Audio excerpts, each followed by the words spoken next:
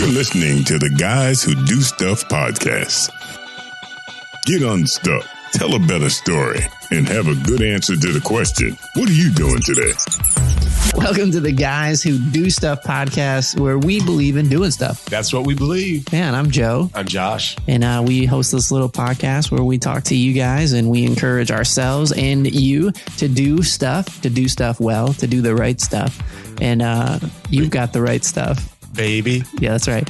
And today we have a kindred spirit on this show because we have Justin Minott, who is a fantastic doer of stuff. He's an unsticker. He's an unsticker. That's right. We believe in helping people get unstuck and tell a better story. And Justin works with entrepreneurs and startups. And the dog just realized there was a mirror and saw another dog and got defensive. Justin is a coffee expert also and has some things to talk about with coffee and the city. He's passionate about the city of Durham. Yeah. Right? Durham. Yeah. So. Made me feel very bad about brewing Folgers this morning. But he didn't make me feel bad. I felt bad. We have to have something to compare the good stuff to. So thanks for giving the baseline. Yeah. So I'm excited. Let's get into this episode with Justin. Justin Minott, y'all. Don't miss this stuff. Subscribe today. Do you like this podcast? Get updates and a look behind the scenes by following them on Instagram at GWDS Podcast and like the Facebook page. And today on the show, we have Justin Minott. That's right. You actually said my last name correctly, and I really appreciate it. Nailed it. Bada bing, bada bang. Most people go like Minott or something exotic in French. I'm like, it's not that serious. It's got a French look to it. Thank you. But, yeah.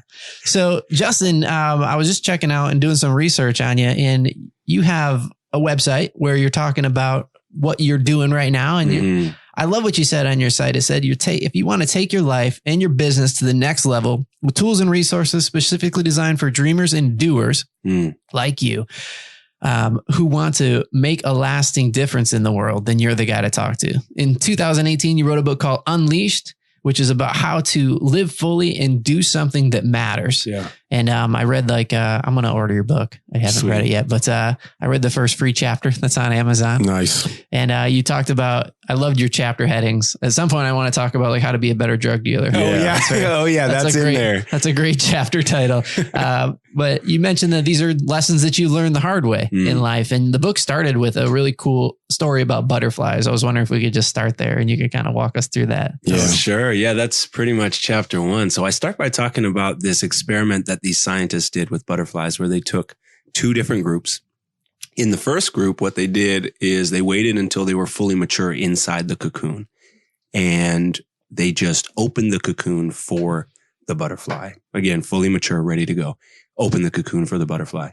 Second group, all they did was just observe and just let the butterfly come out of the cocoon on its own. And as I was watching this, it was kind of a, what are those things called? Anyway, a documentary style, right. National Geographic, some sort of thing.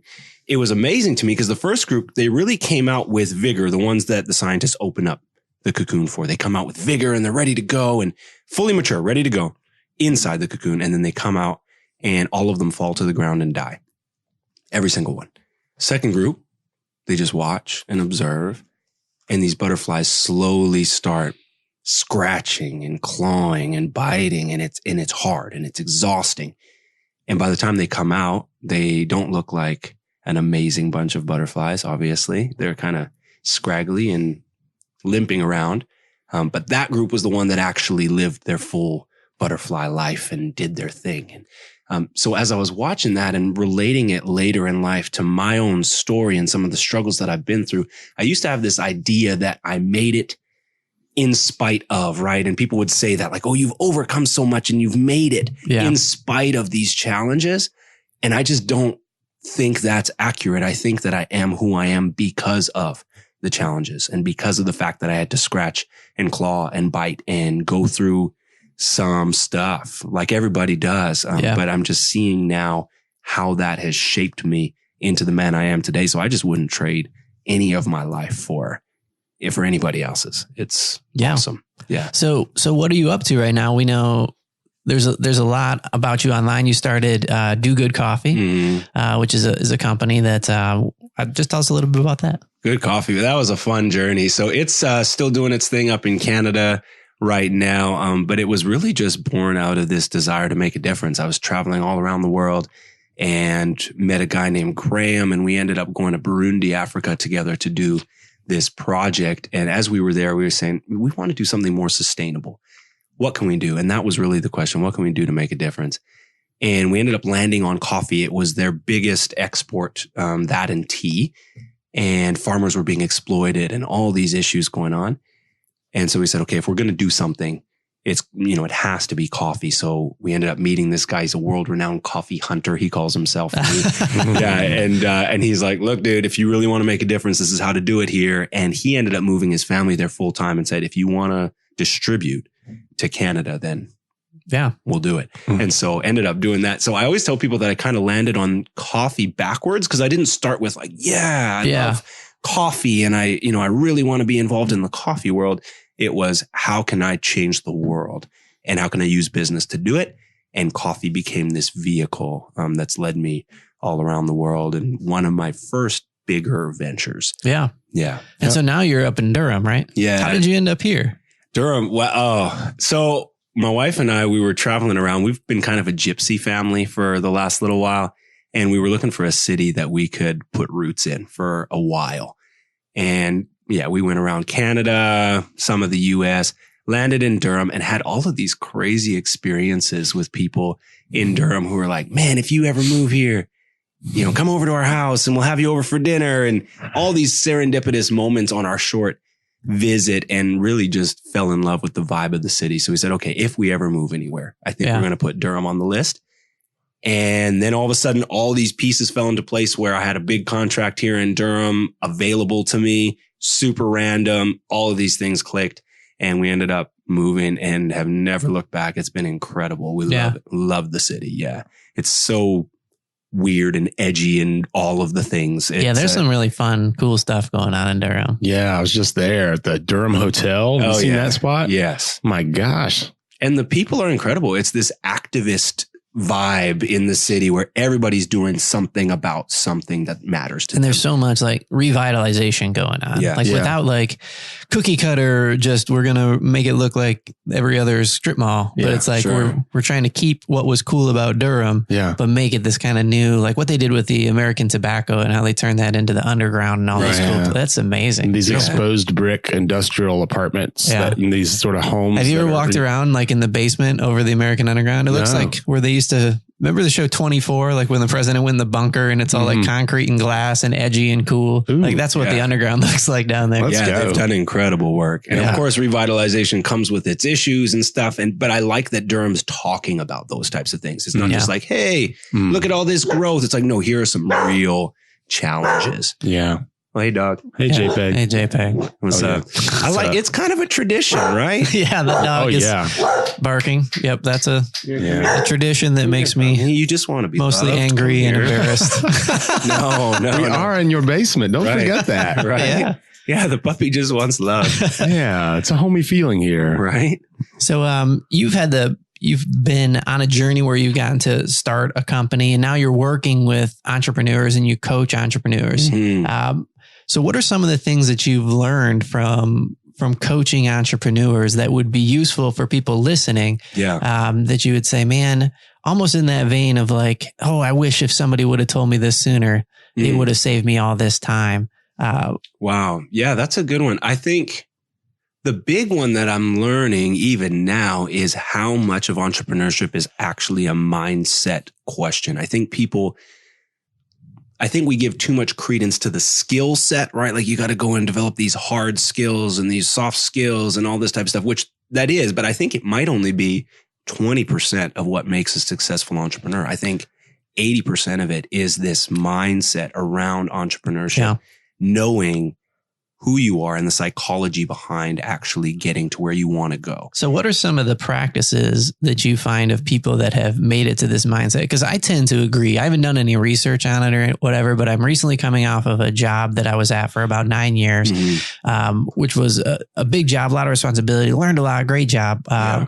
and now I'm doing this full time. Wow. And I was telling my wife the other day, just like the differences that come with it, right? Like there's a lot of exciting, cool differences and a lot of yeah, you have to kill what you eat in this regard. And there's no safety net anymore. And so it comes with, it's definitely not easier. Like I think people have this myth that I'm going to quit my job and go full time with my thing. No, and then it's going to be easier. Right. Entrepreneurs are the only people that would work 80 hours for themselves to avoid working 40 for someone else. Yeah. That's the definition of an entrepreneur to me. And I'm finding a startup, it's work harder than I was working before for much less money. Yes. Right. But then in the long term, you look at the trajectory and it actually flips on its head later. And so one of the big ones for me is just this concept of delayed gratification, and really being able to put off some of the fun in the short term for fun in the long term by doing exactly what you're saying, working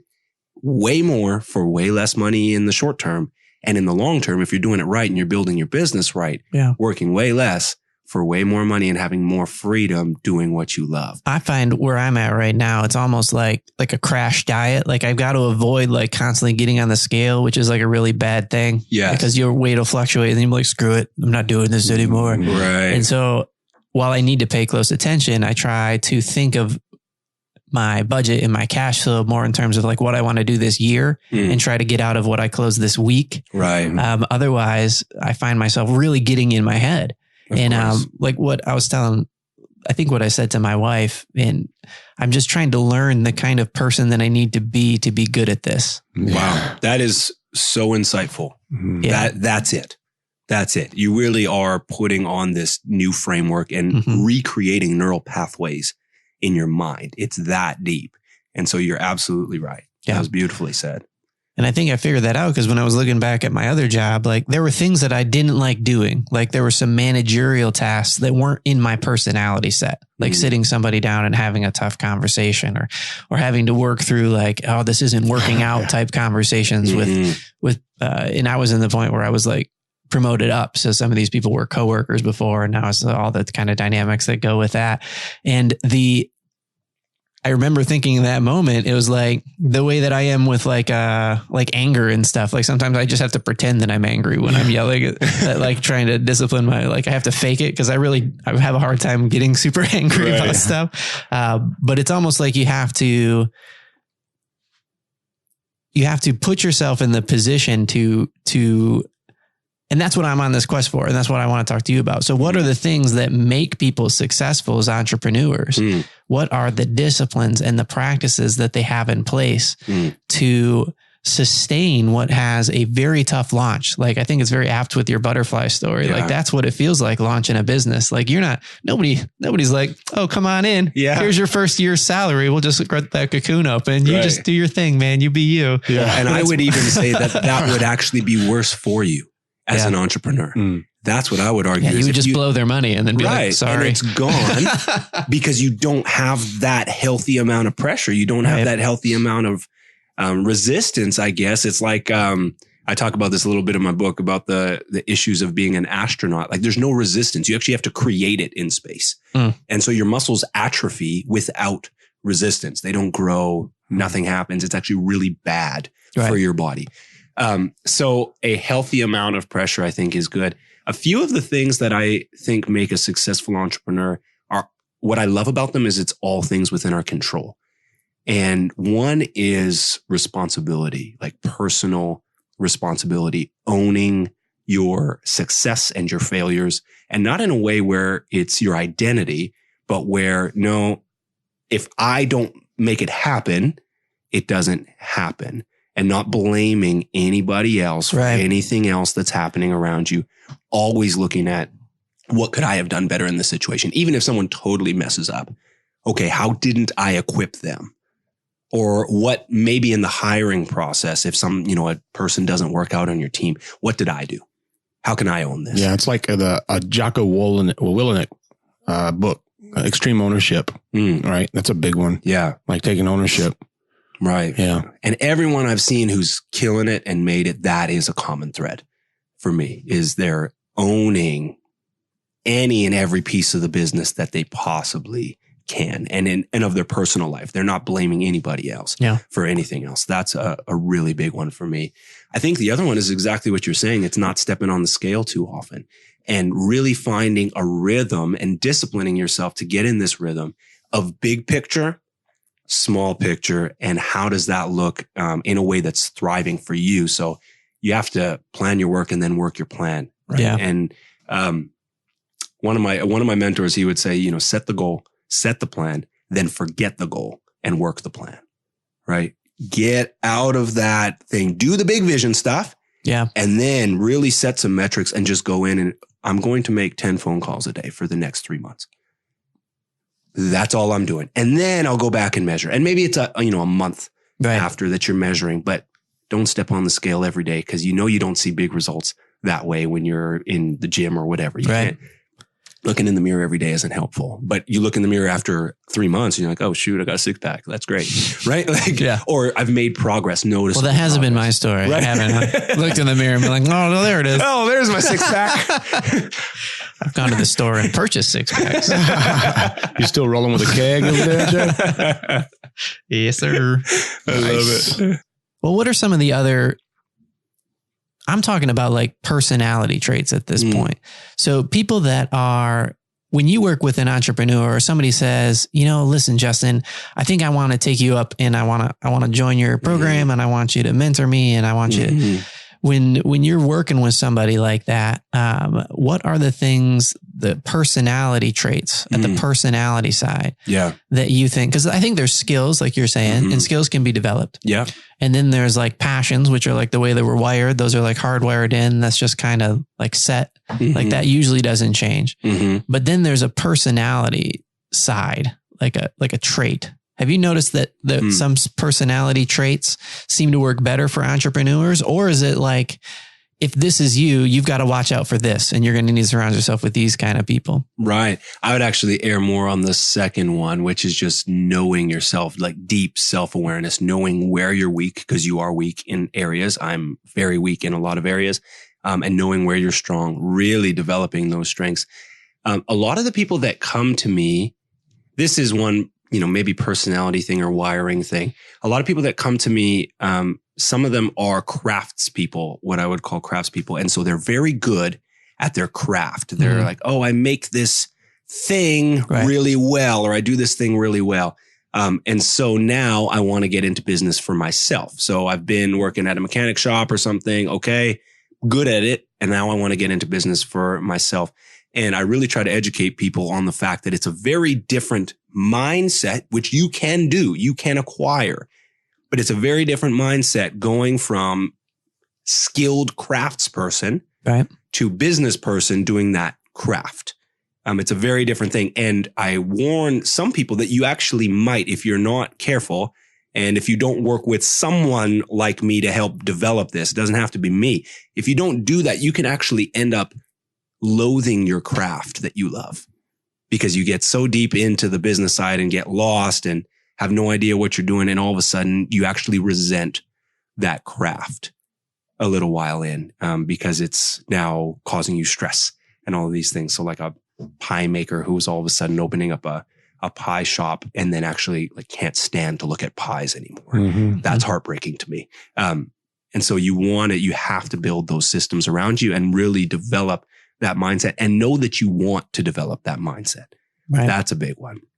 And then the other, character trait, the biggest thing I look for in whether or not I'm going to work with someone is whether or not they love what they're doing. Like if their why is big enough for us to work together, and it's bigger than making money. It's bigger than the rest of it. Like, are they passionate about changing the world in some way?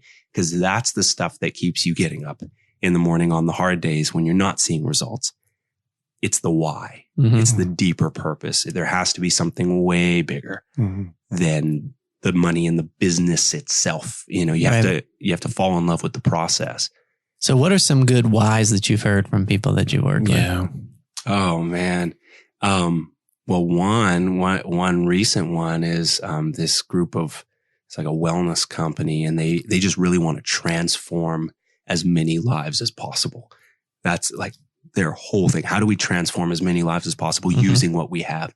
And that's actually kind of a common thread as a why for me. It's just the venue changes. So they're doing it through wellness. Some of my clients are doing it through tea and some, all of ton of different avenues. But yeah. Isn't it funny how, because I think that's a lot of people's whys, like making a difference. It would fall in that category, like making a difference, that it can be so fueling. Like you can put up with so much junk and then just make a difference. And you see a little bit of it and you're like, okay, we're like camels like that. Like we're like making difference camels, like just a little bit will do it. All right, I can keep going. Right? I can keep going. But I got to see something, man. There's got to be something. But that I think we're actually hardwired for we're actually hardwired. And there's some studies that show that we are most human when we're helping another human. Like that is how we're built as a machine. I don't know why it's all put together this way, but that's what it is, that when we are helping someone else is when we are most human and most alive, and the neural circuits and all of these different things going on. It's quite fascinating. So I think that's hardwired, that just a little glimpse of, oh, wait, what I'm doing matters to someone else is making someone's life better. That's enough fuel to keep you going for a long time. Yeah. So that's well said. Are there people that you deal with and they have a why that you feel like, oh man, you probably shouldn't do this? Yeah, all the time. And the why for me, if it's anything as shallow as just money or things like that, and not only, okay, you shouldn't do this, but I'm certainly not the person to help you. That's for sure. But that won't keep you going, because the problem is, even if you do catch it, you won't be happy. If that's the only why, if there's nothing bigger, if there's nothing deeper, it's like you climb this ladder, you fight for it, and then you get to the top only to realize that it was up against the wrong building the whole time. So you succeeded, in quotation marks. Like you did it, but money's a tricky one. Was it the Rockefeller quote? Like, how much is enough? A little bit more. Was that Rockefeller? I don't know if it's Rockefeller, but that's always it, right? It's just a little bit more. And so if your why isn't deeper and you're not chasing some bigger purpose, and if you haven't fallen in love with the process itself, the tangible stuff, the car, none of that matters. And it actually leaves you feeling more empty on the other side. And so, people think they want that stuff, but really what they're chasing is happiness, and they're going about it the wrong way. Yeah. That's my take. That's a good take. How did you get involved in this sort of movement? Like what was the sort of stimulus for you earlier in life? Was there someone or some event that happened to you that were like with a light bulb moment for you, aha moment? I feel like my light bulb's been slowly coming on more and more over life. I don't know that it was this big aha. I actually think a lot of my ahas are looking back at some of the stuff that I've done and being like, oh, that was totally entrepreneuring, or that was totally this vein, and looking at more of the themes of my life. So it's really been following my my inner compass, I guess, towards things that matter, and realizing that it keeps showing up more and more in these ways. And then, oh, I'm actually, good at some of these things. And so how do I sharpen those skills? But for entrepreneuring, I mean, my first... You had like a bug zoo, right? I had a bug zoo when I was 5. And so I collected all the bugs from my backyard, different ones, exotic ones like bumblebees. Oh gosh. Oh yeah. They sting you? Right. No. See, that's what people are like, wow, you're so brave. And I charged $0.25 for people to see like normal bugs. But they were collected in this zoo, and it was really beautiful. I think I had like 3 customers or something. Did you ever tie like a June bug on a string and let it fly around a tree like that? Like we never in the had South? June bugs up in, so I grew up in Edmonton, or just outside of Edmonton. We didn't have June bugs. No, yeah. Nice. Yeah. So that was my first. And then I would look back at my life, and it's more of how I would approach problem solving is where I see a lot of what people would call entrepreneurial traits. It's these creative solutions to problems in ways that make things a win for everyone involved. And that's where I actually would see a lot of my entrepreneurship, I guess, flourishing. So it's been a bit of a thread for me, but it's taken a lot of work for me to go in and actually sharpen that skill, sharpen that tool that I have in my tool belt to create things. It's kind of like an artist painting on a canvas. For me, business is, because you have this blank nothing that doesn't exist. There's no form to it yet. And you get to go and make the shape and put the things together in a way that adds meaning. And sometimes you paint and it's like, oh no, that doesn't work. And it ends up in your closet for a while. And then sometimes you put pieces together and they really click and it really thrives. And you just get better and better at knowing what's going to work or what might work. And you experiment. So I see business as a canvas to me that I get to paint on. It's really fun. So you've traveled a lot, right? What's your favorite place in the world? Oh man, I love them. It's like my, kids, right? It's like, oh, I love them all differently. I do. I love the world. One of my goals is to get to every single country in the world in my lifetime. I think there's 206 by most official counts. So, favorite place so far of recent memory would be Thailand. I loved it. I loved the people. I loved Bangkok, the city.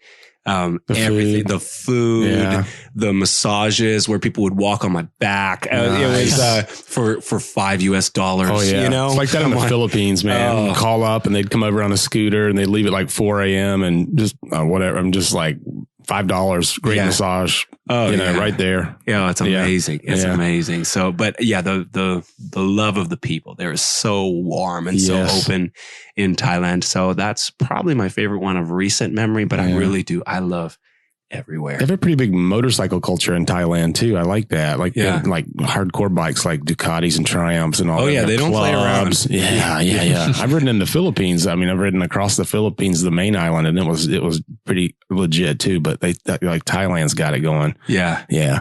That's great. So Thailand, did you find those people to be entrepreneurial at all? Or like is there a certain nation that you think is like super zestful in that regard? I think humans are entrepreneurial. I think it shows up differently based on cultures.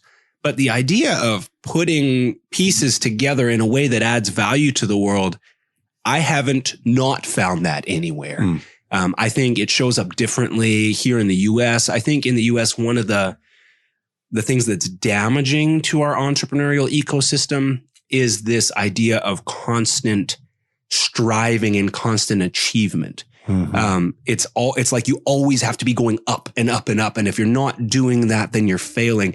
Whereas, recently in some of my reflections and meditations, I've been thinking a lot more about, the natural rhythms of nature and how we could actually do a lot better, paying more attention to some of that. So the idea of death and rebirth, the idea of, something looking dead, but it isn't. It's actually just the mode that it's supposed to be in right now so that it can thrive. And the idea of, pruning and shaping and watering. And that actually is probably a more helpful analogy when you're looking at a business trajectory, because there's going to be times that it feels freaking dead, but in the American system, that's like, oh, that's failure.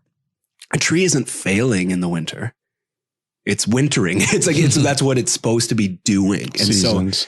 And so attaching this idea of like constant accomplishment, achievement, it's just not a helpful piece. And then it actually makes you less effective, I think, in each season if you don't know what season it is. Because you don't know, okay, no, this is like winter to me is the work before the work, right? Anytime you're in a business and it's like, no, I'm doing the work before the work. I'm making these networks. I'm making my business plan, all of this stuff that sees no financial return. It sees no impact return necessarily. It's the work before the work. That's winter, but we don't love that. We're like, no, I need to be, doing. Yeah. And I just think that's destructive, that American mindset. So coffee and alcohol both have that sort of, or beer or wine or spirits, whatever. You could say they both have that sort of leveraging thing with humanity, bringing people together, loosening people up, whatever. But was there a point you said, I mean, hey, I could go the route of alcohol. I could export beer and work with the beer, or I just want to do coffee. Like, is there any sort, what's your relationship with alcohol and booze? Oh, my relationship is very pleasant. We have a great relationship. I think alcohol is a very powerful vehicle too. I think what drew me more to coffee, other than the fact that it was just completely serendipitous and I fell into it, what I ended up falling in love with about coffee was the idea of bringing people together and then something like 90% of revolutions were born out of coffee houses because it's this accessible item. It is a stimulant. And so that's one of the differences between that and alcohol is technically a depressant. And so you'd get together over this accessible drink that all different classes and ethnicities could enjoy together. And these conversations would be born out of this stuff because there's this stimulant in the room. And so I think coffee for me does that better than anything else. But tea, more recently, I've been working with a great tea company locally here. And tea connects people in a really different way. Alcohol connects people in a really different way. And so all of those things, if there's a way to use those to make a difference, I'm probably going to be in that space sometime in my lifetime. Nice. I just pictured you like a nice photo of you, like an album cover where your head's coming out of like a barrel of beans. Yeah. Just covered in beans and like lit right. That would be tight, man. I want we gotta that. do that. Or like, oh, never mind. Okay. No, I just, what? No. Well, I was thinking like, what's that movie? American something. And she's covered in roses. Oh, American Beauty. American Beauty, but coffee beans. On my body. Yeah. Maybe not your body. I didn't see your body. No, that's where I went. That's why I was like, oh, there we go. JPEG liked it. JPEG dug it. I can see that. JPEG's into it. She's lonely. So earlier you were talking about the idea of seasons in nature and how that applies to business. And I'm curious, do you think, I like that analogy. I think it makes a ton of sense. And I also believe that healthy things grow. And so how do you know, like when you're working with a client, that this isn't a season, this is one that you should let go follow and you should try a different crop, bro. Like, how do you know the difference between weathering the winter and when it's time to pull the plug? Right. Well, I think to me, if you are not repeatedly seeing fruit, right, eventually in whatever area of your life, it's not necessarily that you need to abandon the crop. It's that if you haven't changed something up and you haven't tried other variables. So if you're committed to this crop, like, you know what? You might not right now be amazing as a musician, but I'm committed to being a musician.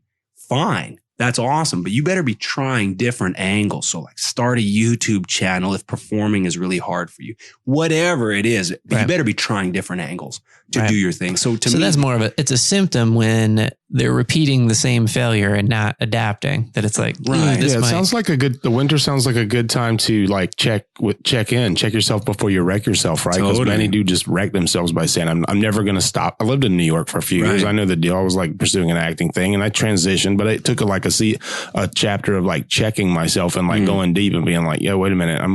I'm headed for destruction. Right. Like, let me make some check. But that self thing comes, right? I mean, you got to check it in. Right. You have to reflect and meditate, because otherwise, I mean, you can do that. But if it's not something that you really want, like deeply, and why do I really want it? Because if it is something that like, no, this do it. Like, this is why I'm on the planet. Well, that's the danger. Your identity becomes entangled in it. And then wait a minute, what I do is not who I am, right? It's like who I am should start. Yeah, it's backwards, right? Yes. A lot of people don't hear that, but maybe they're hearing it now for the first time. Right. Well, and so to me, that is the journey, is you got to figure out who you are and not attached to any doing at all. Completely detached. So who am I? I'm someone that wants to show up in the world and like bring light. I want to bring love. All of those things are the deep things that no job, no anything could either give to or take away from. That it's like an essence piece, So literally, like, even if I didn't have my name, Justin, you couldn't take that essence away from me of this loving being. Yeah. The other things are then, okay, now how does that love manifest itself? How does it show up in the world in the biggest way possible? And that's the journey. So if it's like, no, acting, I think acting's the way that I show up in this world as big as possible. And I mean big, not in the ego sense, but I mean like love and impact and all those things. Yeah. Then you freaking do it like that and you go after it. And then until you find a better vehicle for you to show up in. But all of the stuff, all of the jobs and the doing or whatever, those are just vehicles. I think where I'm most aware of it in life nowadays, and since I've been aware of it, is when somebody asks me, how you doing? And I meet within 2 seconds, I'm like, well, I achieved this today and I achieved that and I achieved this and tomorrow. It's like all of a sudden the to-do list. It's like, why am I answering that way? How do I answer a different way? You know, how am I doing? Right. And that's a real place to shoot for, right? Well, and maybe we'd be better to ask people like, how are you being, or how are you, what's your state of being? Yeah. What's your state? Yeah. Maybe you should drink more tea. Right. Yeah. Well, it's even, so I'll mess people up, in these kind of networking settings because it's the, what do you do question comes up first. Right. But I'll start asking people, hey, what are you all about? What are you all about? And they're like, oh, well, I do that. No, well, yeah. Okay, cool. That's how you're doing it. But what are you all about? And then if you're doing something that's in line with that, okay, cool. So I'm the VP of this. No. What are you all about? Oh, I'm about helping people. I'm currently doing that as the VP of XYZ thing. But really, that's not what you're all about, right? It's the deeper things, right? And so how do you help somebody figure that out? Because I bet a lot of people hear that and they're like, that sounds nice. Or they might be really cynical and be like, that's like, okay, I feel like I'm listening to a guru. And we're using squishy words like seasons and winter. Yeah. And like, manifesting. Tell me how you're being. And you're like, I'm out. I'm out. There's a shaman in Peru where you go take a pill and you poop your pants in a meditation. Have you heard about this? No. It's like, we're not going to be pooping our pants here, but no, that's thanks. Cool. Yeah. I might try it. You probably would. Try it once. Hey, come on, stop that, JPEG. She's like, I never get to be on the show. Right. You never interview me. I don't get a microphone. Yeah, what a bitch. What? It's true. She's not purebred at all. That's a neighborhood dog right there. That's awesome. So the question that I was getting to is how would you help somebody who might be in that place where they're like, I don't know. I don't know what the heck that is for me. Right. And it almost feels superfluous. Like I'll deal with that when I get my crap in line. Right. And it's really tough to get off that treadmill. Right. And I know it's tough. And I can speak like personal experience. It took me a long time to find out what it was that wasn't my job that actually got me excited. So for me, I've done a lot of stuff. Yeah. I started out as a pastor. I do websites. I've done through college and high school. Like I have a ton of like jobs that are kind of strange and weird, and but there's always been a thread that goes through them. And I guess one of the questions for me that was helpful is like, when did I feel like I was? I don't know. Is the word happiest? Probably not. Is like I use most alive. Most alive. Yeah, that's a great way to think of it. Yeah. And when I think about that, it's when I was helping people grow. And there were things that I got to do as a pastor where I got to help people grow. But then when I was no longer a pastor, I didn't give up that stuff. Right. That stuff still energized me. The job role changed. Yes. And you move on to something else. Yes. But you still got to find the way to do the thing that makes you feel most alive. Yeah. So how would you coach somebody to figure out what that is who's never even thought about it? Because that's my personality type. If you were to ask me, and I remember one time this loving friend asked me like, what do you really want to do? Like, what do you want to do? And I'm like, that's not the way I think. Right. Like, it's not the equation. I'm that just runs living through my right brain. now. Yeah. I'm just trying to think, what should I be doing? What's the best use of my time? How can I help? Like, those are the things that usually run through my mind. Right. And I didn't really have a good answer. And I was a little embarrassed. Yeah. Like, well, I don't know. Yeah. And that sounds selfish. Right. To think like that. So how do you help somebody? Right. That actually, what makes you feel most alive is one of the most helpful questions for me in my sessions, because you end up getting these things that rarely have to do with the thing directly, with the job or with whatever. It's you actually dig and tap into something. So what are those things where you remember feeling like that exhilaration, that inner beyond happiness, like you're alive, right? And you're noticing yourself feeling alive. That's one of the most helpful questions. The other stuff is kind of the unsexy stuff, which is you got to get with yourself. Quiet. Well, that kind of sounded sexy in a way. I'm turned on, guys. I'm telling you over here. JPEG, come here. In an unsexy way. But yes. No, that's good. Yeah, that's back to what David Morgan said. He's like, the meditation is the thing he sees lacking the most in an entrepreneur's life. Yes. Like that, just sitting still with oneself. And because it's like you spending time with anyone. You can't get to know someone without spending time without being in their space, asking them questions and all these things. How do you think you're supposed to get to know yourself? without that time with yourself, by yourself. And I think a lot of people are afraid of that because they're afraid of what might come up, or they're afraid of really allowing their mind to go, or whatever that is. But and I'm like Midwestern, like you're Canadian and you're from the South, but like Midwestern men, like this whole conversation is making me very uncomfortable. Good. Like if we start talking about our feelings anymore, right? Like I think no fear stickers need to come back. No fear of feelings, right? Right. But even it's really just awareness. You can get out of the gushy feelings. I think there are feelings, but for people that, that makes them uncomfortable, start at just the basic level of self-awareness, right? Getting to know you.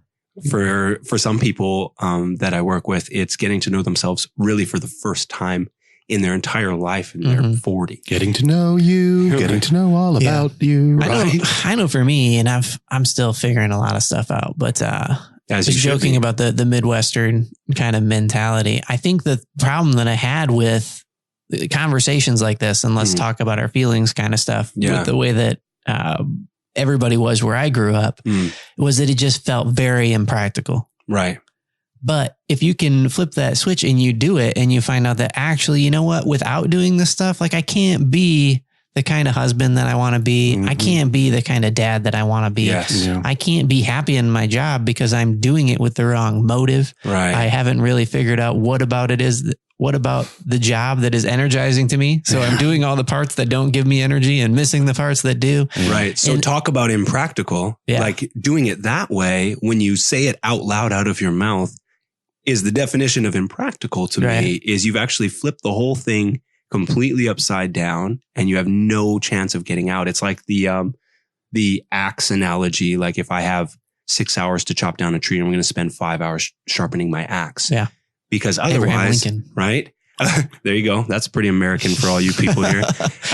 Because otherwise you're just literally trying to chop a tree with a dull axe, and talk about impractical. So for me, the meditation time, the introspective work, the self-awareness is that. It's me getting aligned. It's me sharpening my axe so that it takes me an hour to chop down a tree, or I'm actually effective in my life. And I think people have these weird, in their mind, if you're not familiar with meditation, there's just so many connotations that go with that word. It can be like, it can sound woo-woo. The Indian guru, that's got powder all over his body that hasn't moved in 6 weeks, and, trying to get to a state of nirvana or whatever comes to your mind. Sure. But I find the most practical application for me to think about it is just practicing doing one thing at a time. Just trying to get distraction free and just do one thing at a time. Like right now I'm breathing. Like right now I'm thinking about this. And I know for like Josh and I are believers, and this comes up a lot on the show.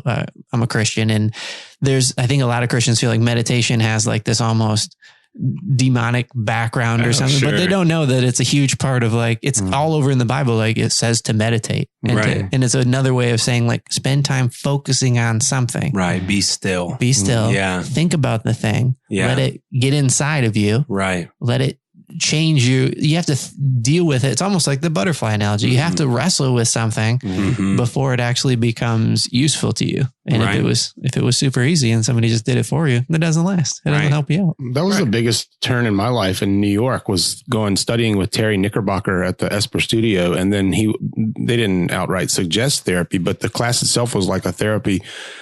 And then I took a step to go to the Jungian Center to talk with a psychotherapist there. And that was really helpful and insightful. At some point I transitioned back to like a pastor sort of thing, but, counseling, but that period was really amazing to get inside and see what's under the surface. Like we're all like an iceberg, right? And what we see in the surface is the tip of the iceberg, but under it is all that ice. And we got to somehow get there and let it be and talk about it and breathe. And breath, like you said, Joe, the breath is so important. Right. It's so important to breathe.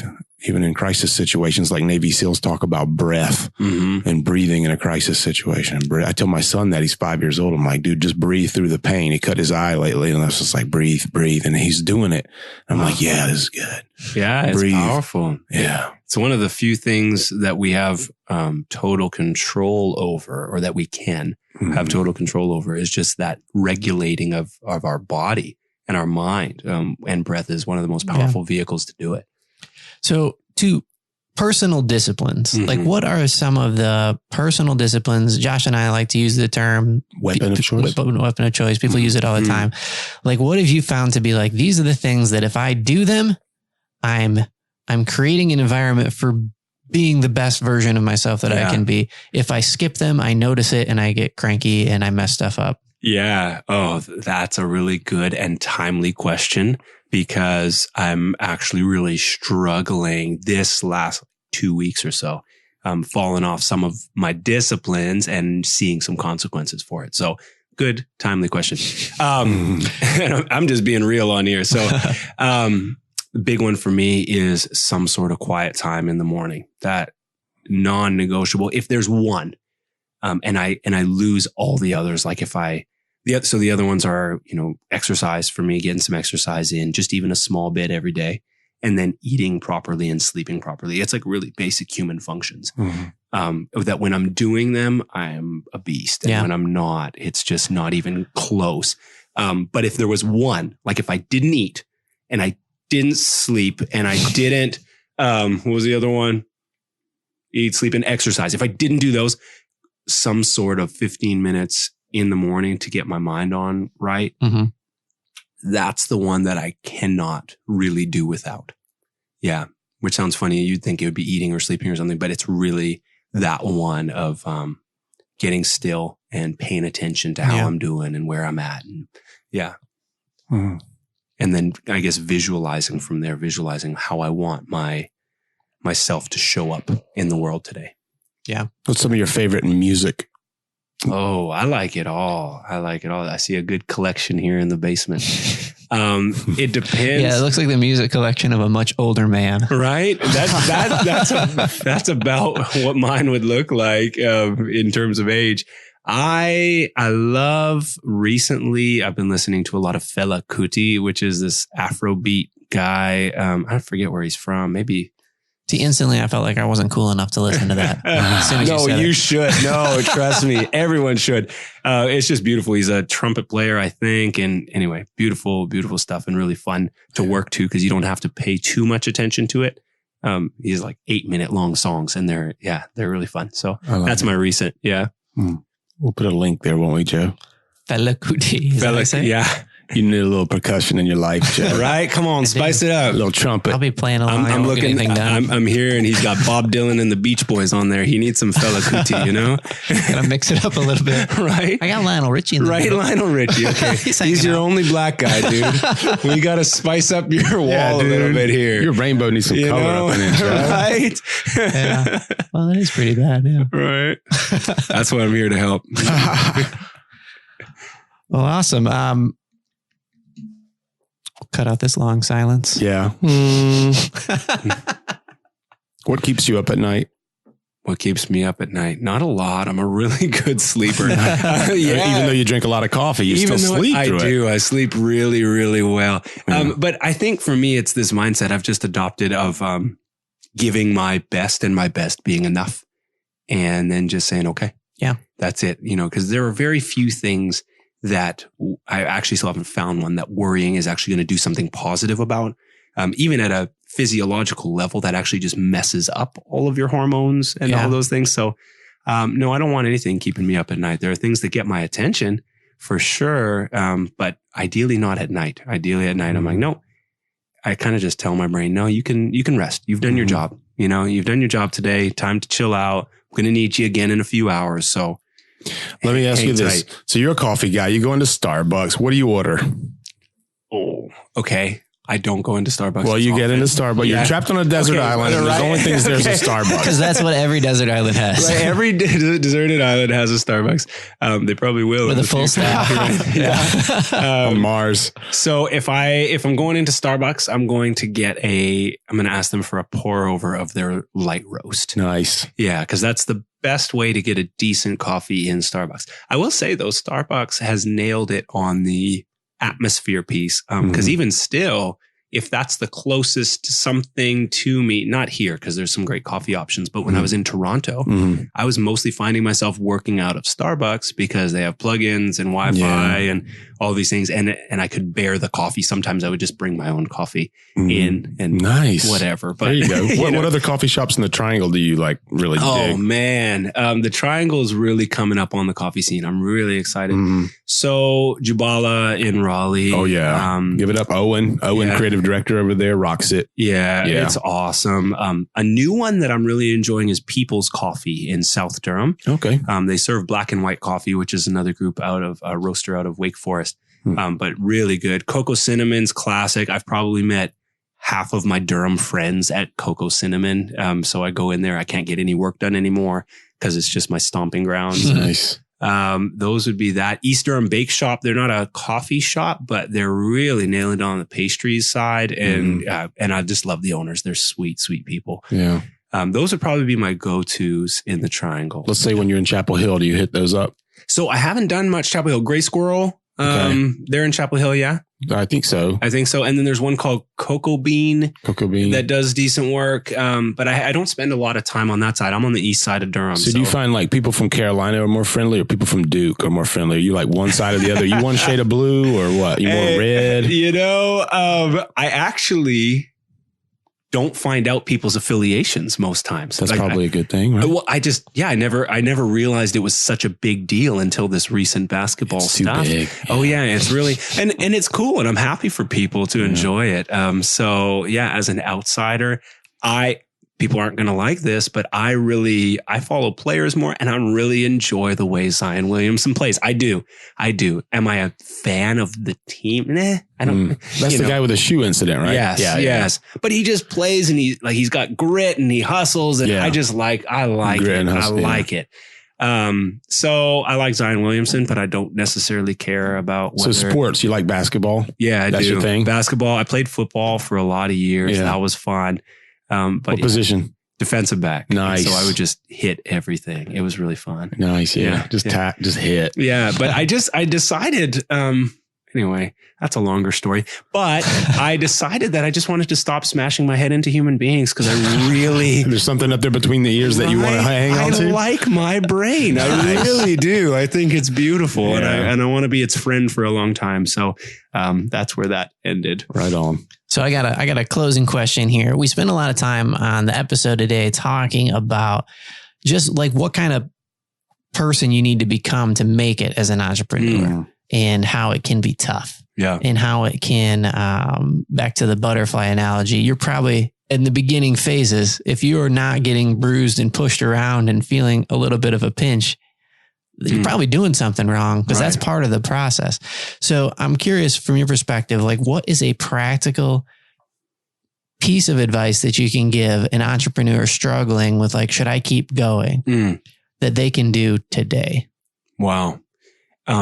The short answer is keep going. It's worth it. And it's worth what you're going to learn on the journey. I don't think the journey is as much about this destination, whatever that is for you. I think that's cool and it's good to have goals. I think those are important. But for me, the most powerful part of the journey is how it has shaped me along the way. And so I would say stick in it, if nothing else, for the learning. And when you start to fall in love with that and fall in love with growth and development, that's actually when you start reaching your goals anyway. So on a practical side of whether or not to stick with this current venture, if you've been doing it for a long time the same way and it's not working, and you're not getting any traction, then you need to change it up. But it might not be changing the field you're in, or it might just be changing an angle or trying a different piece of that industry or whatever that is, and seeing where you get traction. But no, don't give up on the entrepreneurial lifestyle. It's a way of being. It's not really a thing or because if you're talking about giving up on a venture, that's one thing.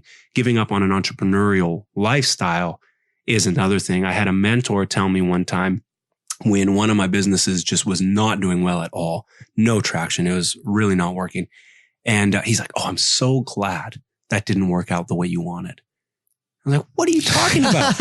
You're the worst mentor ever. Yeah. He's like, "You're awful." And he's like, No. I'm so glad. Oh, come on, puppy. I'm so glad that didn't work out the way you wanted it to, because one of the worst things you can do is hit a home run at your first at bat. Yeah. You know, because then you develop this kind of arrogance and you develop this. He's like, no, the fact that you got punched in the face on your first few ventures is really good for you. But he's like, the only thing I ask you is like, don't get off the horse. You know, don't let that knock you down and stay down. Like take the licks on the chin, get up, and you better do it again. Because the problem is, and this is like, even from a practical standpoint, you have these entrepreneurs who, quote, failed, who don't go back to entrepreneuring. You've actually lost all of that entrepreneurial knowledge and wisdom that person could have brought to the field because they quit without bringing their lessons, their hard fought, they got their ass kicked lessons. Yeah. But they haven't brought them to the new venture, or to this. They haven't brought that energy. And so you've actually lost that power that could have been brought to the world and to the industry from your failures. Yeah. And so he's like, not just for you, like, but for the rest of the world, you better get back up and do it and bring what you've learned. Yeah. And I think that's powerful. And I think if you find yourself in that position where you have been doing the same thing and you don't really know what to do next, that's what you do, right? Yeah. Like, how would somebody want to work with you? Oh, if you want to make a difference through what you're doing, get in touch with me. And what my gift is exploring and bringing out the most in people. So that's what I love doing. And you can find that on Justin Minott. Yes. Yeah. Justin, pull that finger, bro. Yeah. Justin Bieber. Justin Bieber. Also Canadian. Don't go there. There you go. But it's, we'll put a link on the website, but it's Justin, JustinMinott.com, where you can find information about working with you. Thanks for bearing your soul today with us. Appreciate you coming in. I love you guys. Thanks for doing it. Likewise. Keep it up. Awesome. Let's go drink some coffee. All right. Peace, y'all. We love making this stuff for you. You can help us out by subscribing wherever you get your podcasts. Get unstuck, tell a better story, and have a good answer to the question, what are you doing today? All right. This episode with Justin Minott was packed with some really useful information, I think. For me, I guess one of the things that is resonating with me thinking about it now is working hard now for future rewards. That idea of delayed gratification. It's a big deal. Yeah. What hit me hard is just what we said about, like, he addresses that big bridge we crossed from a craftsperson to a business person, and how to keep that bridge intact so that you don't lose contact with why you're doing it in the first place. Right. Yeah. So big one. And I really liked what he said about how, like, if you keep at it for long enough, he said, if you're struggling, what's your advice? Just keep at it. If you keep at it for long enough, then what you'll find out is that it's worth it for what you learn. Like, the process is what you can begin to fall in love with.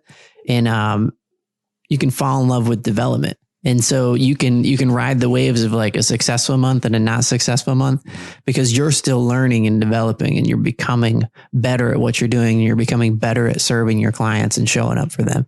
And I think that's exciting, man. Yeah. It's back to the whole Donald Miller thing about our character is being developed through a story in this entrepreneurial endeavor and lifestyle we've chosen. And it's keeping that perspective in mind that we are growing, and there is a process. Yeah. So keep at it. And if you want to use Justin's services, it's Justin Minott, JustinMinott.com. His book is called Unleashed, and he works with people who are in the startup kind of situation and connects them with a network of people. And maybe you need to talk to a lawyer. Maybe you need to talk to somebody else who can help you in the season that your company is in, and he can help connect you with the right people, which is a pretty cool idea. Yeah, it's a great idea. And, on that note, Josh and I, as the guys who do stuff, we get the privilege of working with small business owners in our area too. And if you find yourself in need of web services, that's what I do. And I would love to work with you. Or if you need some video work done or some photography work done, that's what Josh does. And if you want to work with the guys who do stuff, you can head over to guyswhodostuff.com and hit the button that says work with the guys who do stuff. Hit it. Do this stuff.